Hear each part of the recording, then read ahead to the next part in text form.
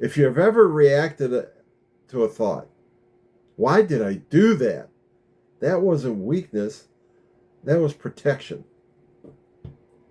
Today, we're talking about what I call the shadow, not as something broke, but as something that formed when life hurt. And this may be completely change how you see yourself. By the end, I'll guide you through a short activation to help you reconnect with that part of yourself. Nothing to fix, nothing to force, just awareness to awaken. I'm Bob. This is Walking in the Light, the Remembrance series. And this work is about compassion, not correction. We talk about today as fundamental, foundational. If you understand this, the rest of the series makes complete sense to you. Let's walk through this together. Most of us have heard the word shadow and assumed it meant something wrong, something dark, something shameful. But here's the truth. The shadow is part of you that formed to carry emotional weight when you weren't or wasn't enough support to process it. In other words, when something painful happened, there wasn't someone there to help you understand it. Just recently, just trying to get the right words sometimes to explain the emotion. It also calms you down, feel safe again.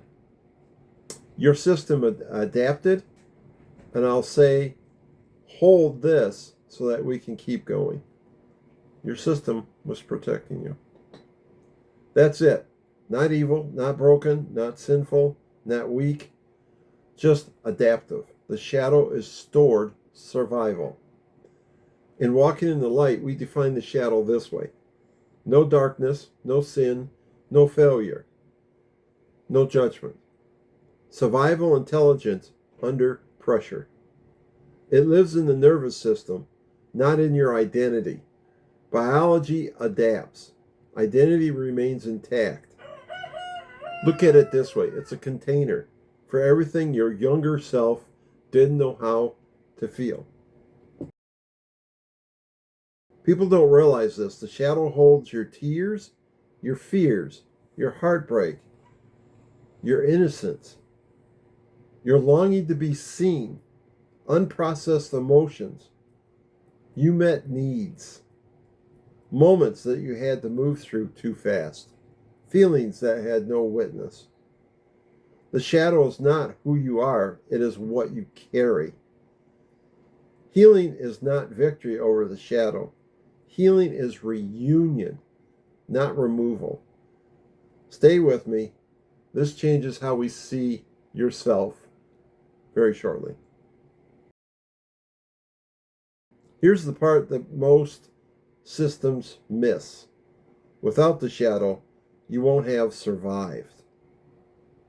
It stepped in when you're overwhelmed, unsupported, your truth wasn't welcomed, your feelings were too big for the room, love felt unsafe, abandonment rewrote your worth. It absorbs emotion so you can keep functioning. That means something critical. The shadow is intelligent. Shadow is protective. The shadow is loyal, even when it's outdated. And until you understand this, you'll keep trying to fix what actually protects you.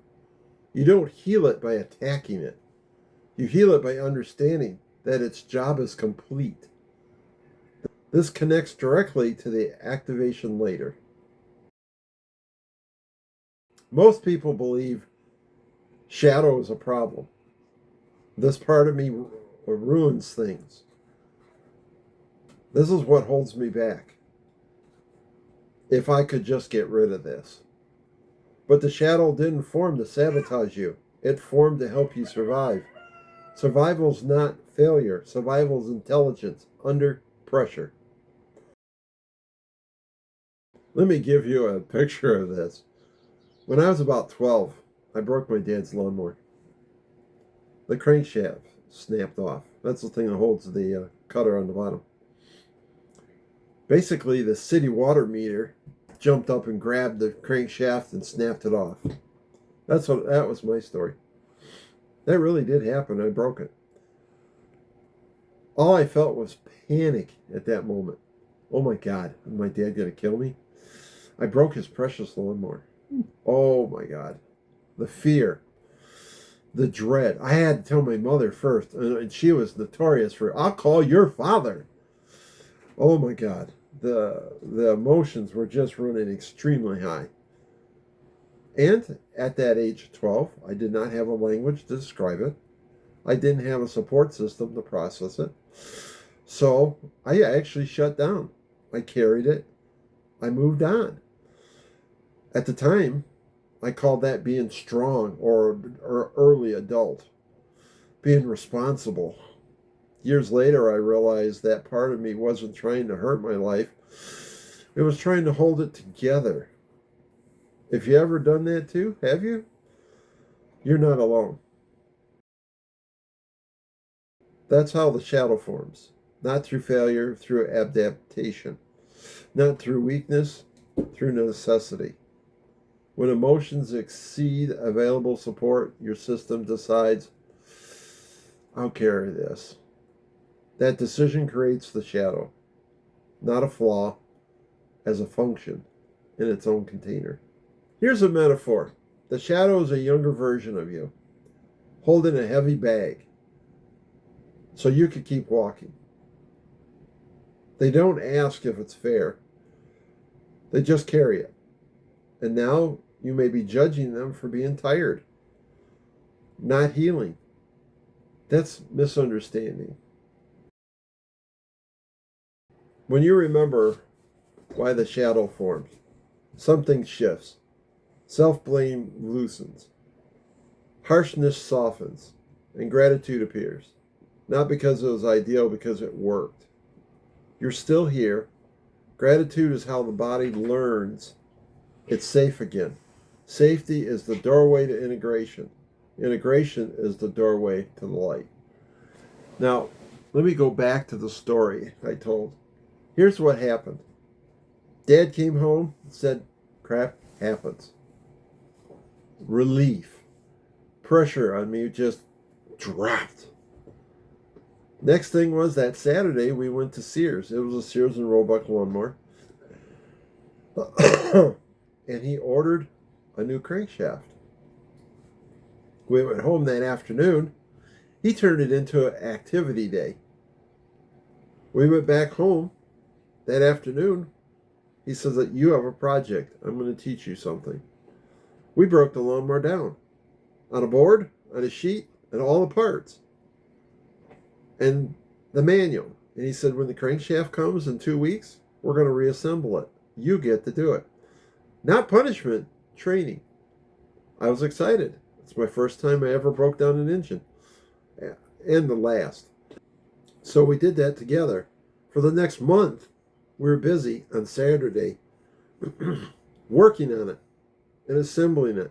By the time it was done, we had a lawnmower that worked better than it was brand new. So things do work out for you. And having gratitude, opening that door to the light, is totally awesome. This is where most people miss the turning point. Let me explain why gratitude matters so much here. Gratitude isn't something you force yourself to feel. It's positive thinking. It's pretending something worked. It's not pretending things were okay when they weren't. Gratitude is a signal. It's telling your system, I don't have to fight this part of myself anymore. When gratitude enters, the body softens. The nervous system stands down. The inner war ends. Here's another way of seeing it.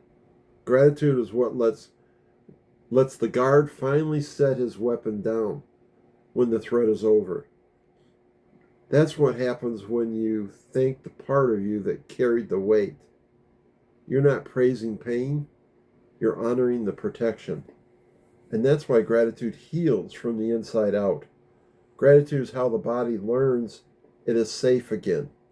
If this is helping, you're welcome to walk with me. Before we begin, know this. You can participate fully, partially, or just listen. All three are valid. Let's calm the body with breath work right now. We want to inhale for 4 seconds. Hold for 2 seconds. Exhale for 6.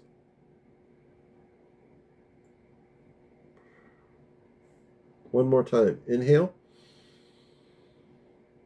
Hold for 2. Exhale for 6. Good. Notice what happened in your body? Can you feel it? Does anything change or shift? Does your chest feel lighter or heavier? Does your throat tighten or open up? No need to change it. Just notice it. I always relax. My body feels like it's just... That's probably because my body's been trained to experience that. Place your hand on your heart or chest, whatever feels natural to you. Say quietly, out loud or internally, a younger part of me is talking. Just pause. With gentleness, ask, what are you holding? And pause. Don't force an answer. Just notice a sensation, a tightness, a heaviness, a warmth. I have ringing in my ear right now. So someone's trying to call. Ask one more question. When did I first learn to carry this? And just pause. Whatever comes or doesn't, it's fine. The nervous system speaks before language appears. Say, you're allowed to feel this. I'm here now. Pause. And as you say that, notice, does your breathing deepen? Does your jaw unclench? Or does something soften? When compassion enters, the shadow softens. When the shadow softens, the light can lead. Take a breath in.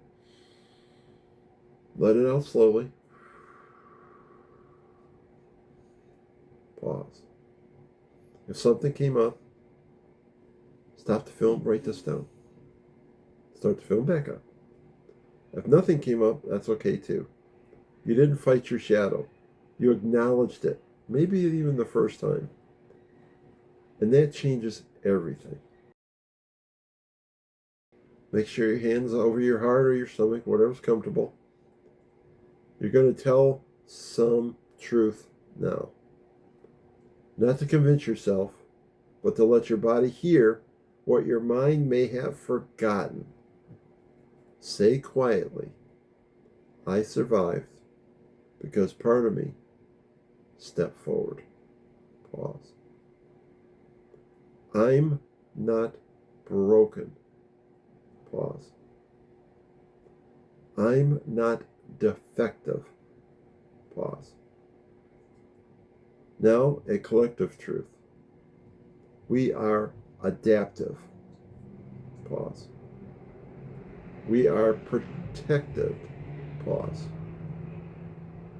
We are human. Pause. Notice your breath. Notice your jaw. Notice your chest. There are these are not small things. It's how the body learns it's safe to change. The shadow didn't make you less. It made you adaptive. And adaptation is not an identity. It made you capable of carrying the weight until the light could return for it. It was waiting for safety, and the light is here now. Nothing in your shadow is shameful. Nothing in it disqualifies you. Nothing in it makes you unworthy. It's only carried what your light is ready to hold now. You don't need to fight it. You only need to sit with it. Let compassion reach it. This is where remembering replaces resistance. When remembering, not resisting. You are walking in the light. If this helps you, you're welcome to walk with me here. Thanks for being with me. And remember, you can rewrite those memories so that you have brighter light. See ya. Now, you want to mention anything about that? Even this morning you were doing more shadow work that came up? Oh my goodness. This morning, that's the dog under the table. Being on the porch, it's a portable table. This morning we had a discussion while I was preparing breakfast. If you want to know, we had omelets. They were wonderful. So we were talking about three memories. Mm-hmm. One, a memory with my parents, mainly around my mother. How she would talk to the children. Lovely mom, great mom, perfect mom for me, but in this particular case, it was a little different conversation than normal. The next was corporate America and what corporate America does to people. And in order to strive and reach higher levels in corporate America, sometimes I never compromised my morals and ethics, which was challenging. But sometimes some things occurred and you had to make a choice. You're either in it or out of it. And then with all this training going on, it brought up shadow work today. I don't want to bore you with the details. But how his shadow brought attention to it was it put him into an allergic reaction. I don't know if you notice, every now and then my breathing is a little off. At a young age, I had asthma for a short period of time and I outgrew it. As an older adult, I call it environmental asthma. Around certain circumstances, what we just went through, the reason why we didn't film was that I couldn't stop coughing. For the last 8 weeks, we had environmental asthma, environmental bronchitis, due to the deep cold, due to the pollutions, due to whatever was going on with the weather. And so today, here we are on the porch recording. It's a beautiful day. It's in the 60s. But this morning, I had a minor asthma attack. Maybe a little more than minor. And I'm surprised we're actually out here on the porch filming. But it's real life. It's real situation. I was using this lesson as a reminder of what I went through in the discussion with Bonnie in the kitchen to release something that had 3 legs. My mother and how she addressed stuff for perfection, stretching to be, I call it excellence, but she didn't call it that. The second one was corporate America, and how in the environment I was in, it's not true for everybody, but in the environment I was in was dog eat dog.